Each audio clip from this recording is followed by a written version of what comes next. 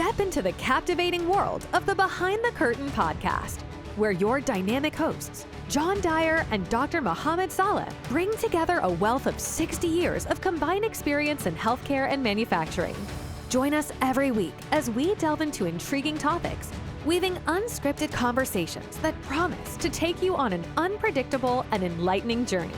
Gain valuable insights for your continuous improvement adventure as we navigate uncharted territories with enthusiasm and expertise. Welcome to a podcast that goes beyond the ordinary, unraveling the mysteries behind the curtain of knowledge.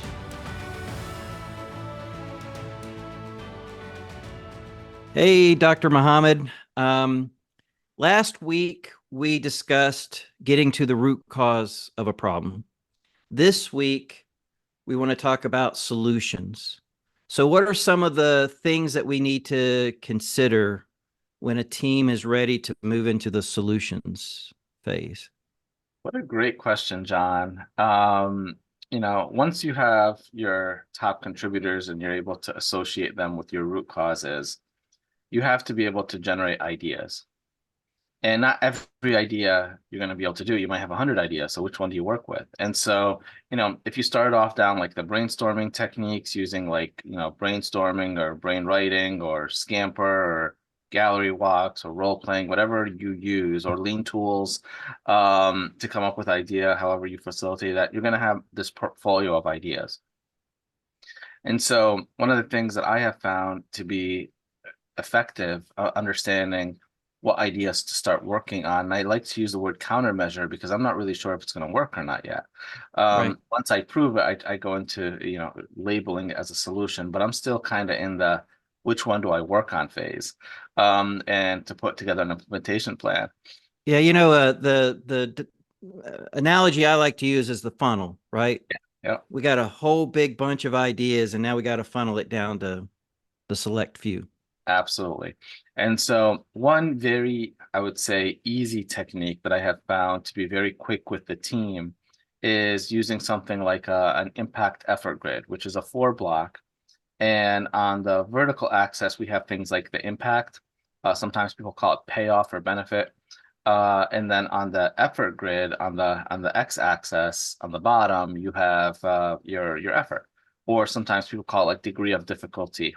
And so I'll ask people to put the ideas as a team which quadrant they think that fits in.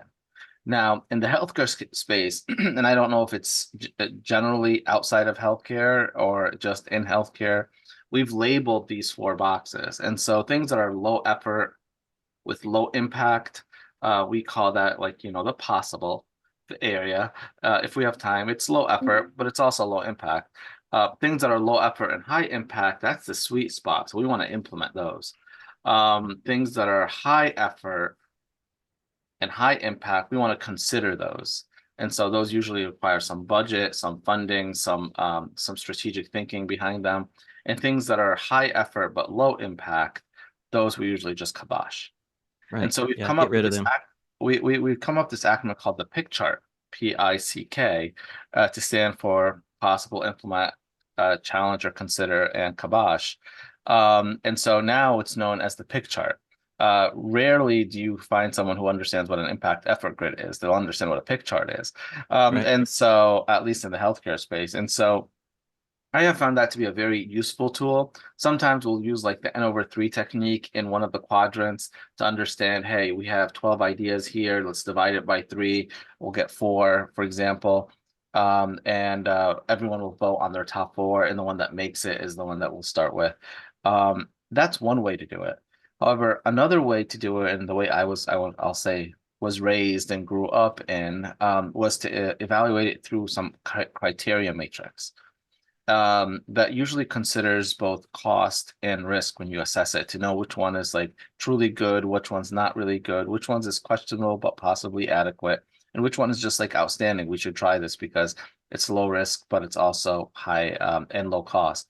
So that's kind of what I've been experiencing with to see which one we could experiment with and try first. But how about you, from a criteria standpoint? Do you have any? What's your thoughts on that? Yeah, I've used those same tools and techniques. Another one that I really love to use because it takes a lot of the emotion out of it is utilizing selection criteria. So basically, even before the brainstorming takes place, and this may be something that you do with the sponsor of the team or the leader of the team, is to list out what are all the um, considerations the team needs to think about when selecting the final solution. So it might be, time to implement, the budget. It can't disrupt the customer's, needs. Um, obviously it can't violate any safety concerns or environmental concerns. So you might end up with a whole list of things. And then you prioritize that list, 1 to 5. How important is that criteria? So let's say we have plenty of money. Well, budget might be a consideration, but because we have plenty of money, it might only be a 2 on the priority list. If money is really, really tight, that might be a 5. Now, one other thing about that is that for certain items, you can overweight them up to a 10 to make it clear that those are critical needs, like no one can get hurt, or we can't violate any laws or environmental concerns. So we weight those at 10. So if your solution doesn't meet those items, they're more than likely going to get automatically thrown out. Just because of the higher weighting. And then what you do is let's say you have 3 potential solutions. You list each of those solutions and go down and look at each individual criteria and say on a scale of 1 to 5, how well does that solution meet that criteria? And you multiply that result with the priority number, the weighting of the priority. And then you add up all of those results to come up with a total number. So like as an example, let's say that back to like the cost. Let's say that does have a 5 priority, and this particular solution is a very low cost. So it would be a 5 result when it comes to meeting that criteria. Well, you take that 5 times the 5 of the weighting of the priority, that gives you a 25. And then you take that 25 and add it with all the other results, and that gives you a total number. And then you look at the 3 solutions and say, okay, which one has the highest number, the highest value? And that's the one that you go with. I tell you, I've used that tool an awful lot because everyone has their favorite solution, especially if it was the one I came up with, right? It's my baby. No one likes their baby called ugly. So, this is my baby. So I'm going to fight tooth and nail to get that solution because it was my brainchild. But by going through this kind of a methodology, then you look at it and say, wow, okay, even though ideal number 2 was not my idea, there's very clear evidence here that it far outweighs the other solutions, even the one I came up with. So let's try that one first. Now, if it doesn't work, plan, do, check, act, right? When we come back to plan, if our first solution doesn't work, then you could go to the second highest value. I tell you, and I've even used this tool personally in my personal life quite a bit, right? Like when my wife and I would move and we were ready to buy a house, we would sit down and we'd list out all the criteria we were looking for in a house, right? It couldn't be any older than this. It had to be in a good neighborhood. It had to have good schools. It couldn't be too far away from work, all the way down. And then we would go through and prioritize, a scale 1 to 5, or if it was a must have, like good school systems, that would get a 10.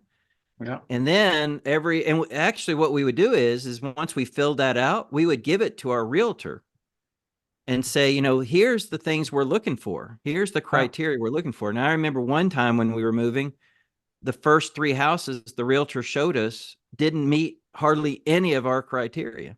So it's clear to us that this person didn't even look at that.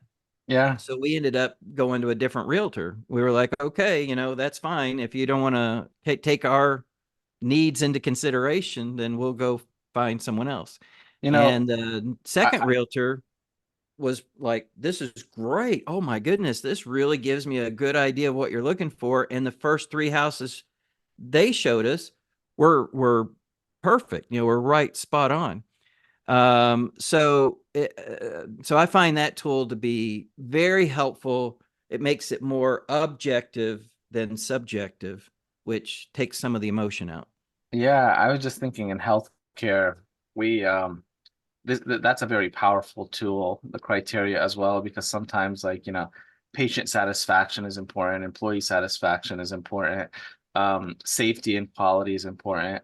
And so being able to understand, okay, well, you have safety, you have quality, you have delivery, you have cost, you have all these things. You can't, they're not all equally weighted. Like safety and patient experience might have a higher weight than maybe delivery. I might have to slow down on something because it's unsafe. And so if I have an initiative that will help you get out of the hospital faster because I have a length of stay initiative and I have to reduce the time on the floor, but it's going to have a safety issue that's going to cause readmission, then I have to weigh it differently than if it's going to make maybe, the delivery faster. And so I love that because I think it's applicable, like you said, in your life, but it's also applicable in It, in a real life, like, countermeasure space. yeah, and think how great it would be on a team where the leaders of that organization have already filled this out for you, because you know um, they know what the vision is for where the organization is going. And they may look at this and say, this particular problem that you're solving, or this particular idea you're trying to implement, or process you're trying to improve, is so critically important to the future success of our organization, given where we want to go as an organization, that here are the priorities. And it may say, that, again, imagine the difference in having a priority of time being extremely high and cost being extremely low. That would tell the team that, hey, we're willing to invest whatever funding it requires to get this thing taken care of as fast as possible. Yeah. And now the team knows, okay, when we go into our brainstorming, we got to, keep that in mind, that, hey, cost is not an object, but time is. Now, Yeah. imagine if that were flipped. Yeah. Cost was a very high priority, low cost was a very high priority, and time was a very low priority. Well, that would tell the team that we have plenty of time to work on this, but we don't have a whole lot of money to invest. Mm-hmm. So it might be something that we're going to have to get some volunteer help to work on this a little bit at a time every week for the next 6 months, Yeah. because time isn't that important. Yeah. Because think about it, right? It's so frustrating when a team pitches their idea to an executive group and the leaders are like, no, this idea doesn't meet any of our requirements. Yeah. And then the team leaves very dejected. Yeah. And that is, that's one of the things we want to make sure doesn't happen. And this particular tool does a great job in helping to keep that from happening. I love that. I love that. And I personally have used a hybrid approach where the 4 block with the impact and effort, and I would tell the team, hey, the things that are low effort but are going to be a high impact, take those, and perhaps some of them could be done in your daily management system as part of your huddles each day. Just try something. It's low effort. It's not costing us anything. Or cluster a bunch of them together with one that's high effort. But to understand which high effort we should work on, I think the leveraging things like the assessment criteria that you just talked about, and having the sponsor and the leadership team come up with what is the criteria of, you have a lot of high effort things here. Which one do I work on? To give them a purview of, hey, here's the criteria that you came up with. let's put them against this grid. They're all going to be high effort. And so let's see which ones meet that criteria, and then take a bunch of the low effort ones with that and maybe have a rapid improvement and a Kaizen event to Right. kind of tackle that. So I love the to being able to integrate that into your daily work, but also affinitize and group things together with a top assessment one that you could kind of go and tackle in a Kaizen setting. Yeah, so kind of back to that analogy of the funnel, Yeah. right? So brainstorming are all the ideas going into the funnel. Yeah. And then like the 4 block that you're talking about, the effort versus Impact. outcome, Yeah. narrows that down, right? And then something like this selection criteria tool, because again, you don't have a lot of time, to analyze, 50 ideas. But if you can narrow it down to, say, the top 3 or 4, now all of a sudden it's much easier to go through that kind of a thought process of, all right, which of these ideas meet each of these criteria the best. Yeah. And that then gives you your top one. And then the plan, do, check, act says, all right, let's try it. Because again, as we're going through that process of saying how does each of these ideas meet these criteria, we may be off by a certain degree. We may be thinking that, oh, this is going to be low cost, when in fact when we get into it, it's like, oh, dang, this is going to cost us a lot more than we thought. Yeah. So that's the importance of the plan, do, check, act. Because when you get to the do, you start to see, how is this playing out in a small environment, a pilot kind of a run. Yeah. And then you can go back and reassess, all right, did we really get the criteria correct? And then maybe all of a sudden ideal number 2 or 3 become the top. Yeah. How about with respect, and because in healthcare this is often a critical element. How about with respect to risk? Have you used the same tool, or did you add an extra layer to kind of dig deeper into some risk? Because I hear risk a lot when I'm doing countermeasures in healthcare. Yeah, absolutely. So let's say now we've narrowed it down to our top solution. Before going to the do step, and when you're still in plan, it's critically important for the team to have that discussion. Are there any risks associated with implementing this solution? Now, there are several tools out there that can help with that process. One of my favorite is called a failure mode and effects analysis. It's an easier tool to use than the name implies. But basically what you do is you have the team brainstorm all the things that could go wrong with that particular idea. And then you say there are 3 considerations. It's, if it does go wrong, what would be the impact? And it's a scale of 1 to 10. Now, think about it, right? A 1 would mean minimal impact, if any, wouldn't even notice it. Whereas a 10 could be as high as, someone could get hurt. And so anything that is a 9 or a 10, you got to deal with. Then occurrence would be the next thing that you look at, is how often would this problem with the solution pop up? If it happens once every 10 years, then it's a 1.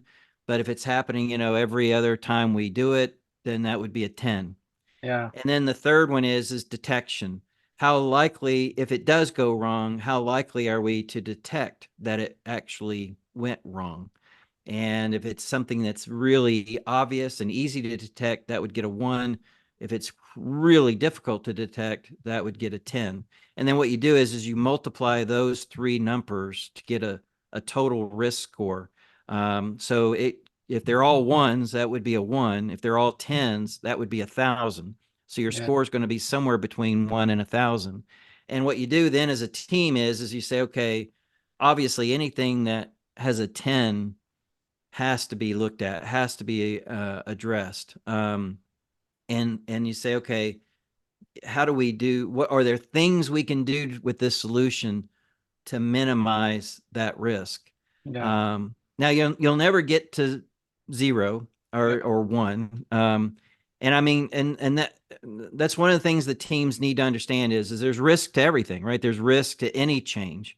I remember one example when I was at GE with major appliances. There was a particular assembly for the refrigerator that was extremely difficult for the operators to do. So the Yeah. quality was poor, the cost was high, the operators hated putting this together. So I was the engineer on the shop floor, and they kept coming to me and saying, "Is there anything we can do about this? Because it's a pain. It just kills us."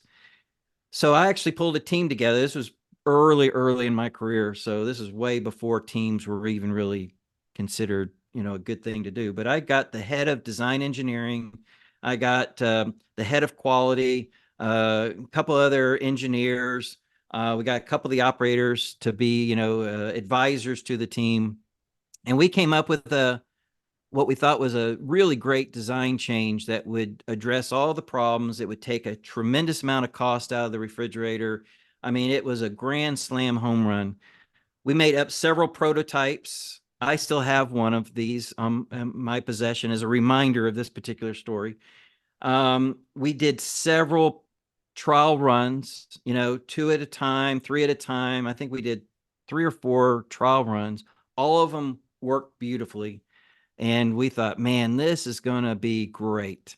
We did all the things we talked about. We talked about all the risks and all these things.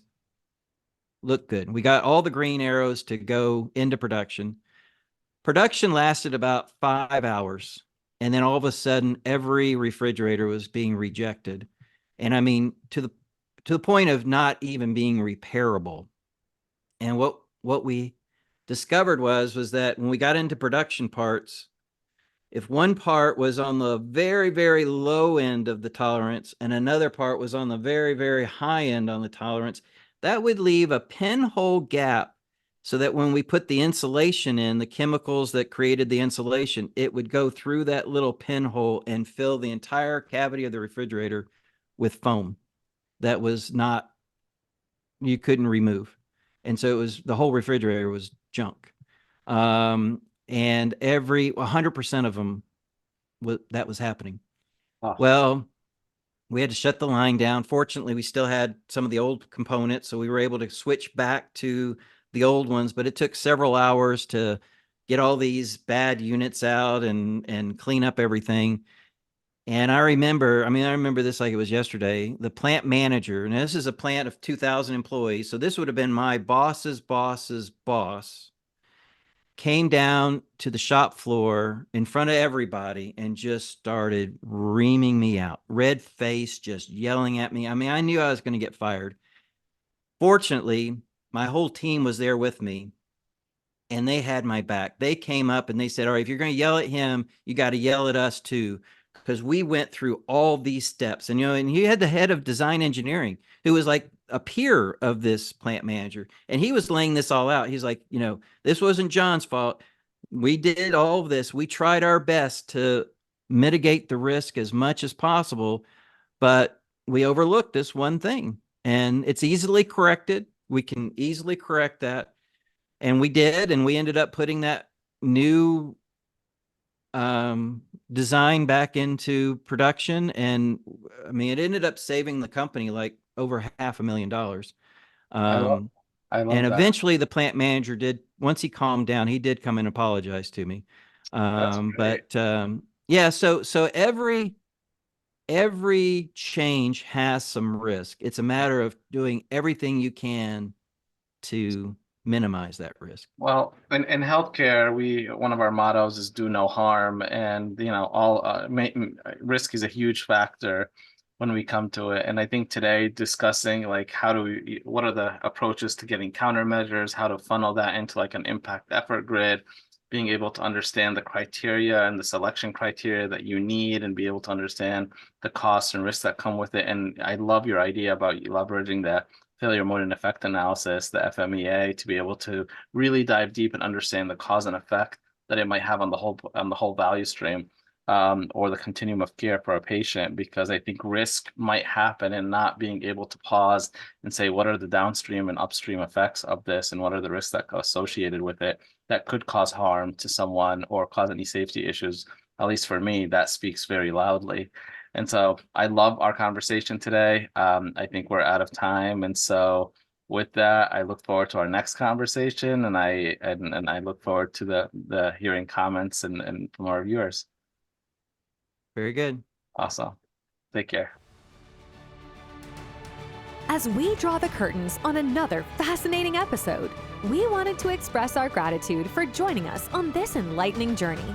If you're hungry for more captivating and thought-provoking discussions with John Dyer and Dr. Mohamed Saleh, hit that subscribe button to ensure you don't miss a beat. Until next week, keep exploring, stay inquisitive, and stay inspired. See you on the next Behind the Curtain adventure.